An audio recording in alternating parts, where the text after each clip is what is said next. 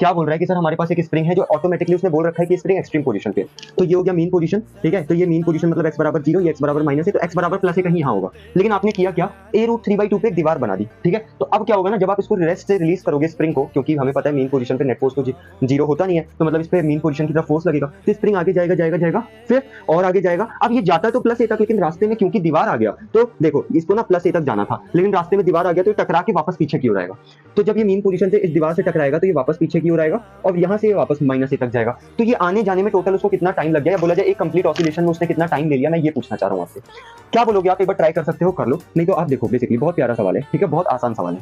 Sir देखो अभी minus a पे है, हाँ।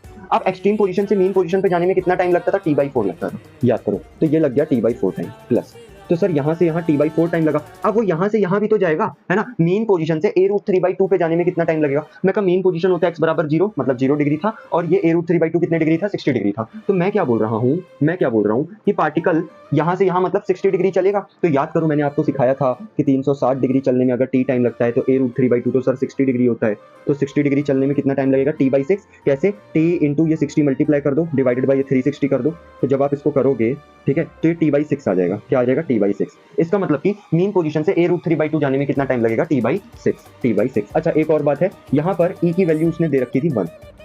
अब जिसने सेंटर ऑफ मास पढ़ा है तो उसको एक कंसेप्ट पता होगा। क्या कंसेप्ट पता होगा कि सर अगर हमारे पास कोई दीवार है, ठीक है, इस तरीके से, और आप बोल दो इलास्टिसिटी की वैल्यू 1 है, ई की वैल्यू 1 है, तो यहाँ से अगर आप किसी बॉल को v वेलोसिटी के साथ फेंक के मारते हो तो टकरा के वापस जब आएगा तो भी वो v वेलोसिटी के साथ ही वापस आएगा। चीज है कि अगर यहाँ से यहाँ गया, ठीक है, और यहाँ से यहाँ गया, तो उसकी कुछ ना कुछ तो वेलोसिटी होगी ना मीन पोजीशन से लेकर a√3/2। तो अगर उसमें उसको t/6 टाइम लगा तो वापस भी आने में उतना ही टाइम लगेगा ना, उससे 1 सेकंड ज्यादा लगेगा ना 1 सेकंड कम लगेगा। अब होगा क्या, जब ये वापस मीन पोजीशन पे आएगा तो यहाँ से वापस एक्सट्रीम जाने में कितना टाइम लगेगा, t/4 टाइम लगेगा। तो ये हो गया हमारा आंसर। अब इसको आप सॉल्व कर लो, कितना आ जाएगा, एलसीएम ले लो यार, और ये 10 10t/12 इतना टाइम लग जाएगा सर टोटल एक ऑसिलेशन खत्म करने में।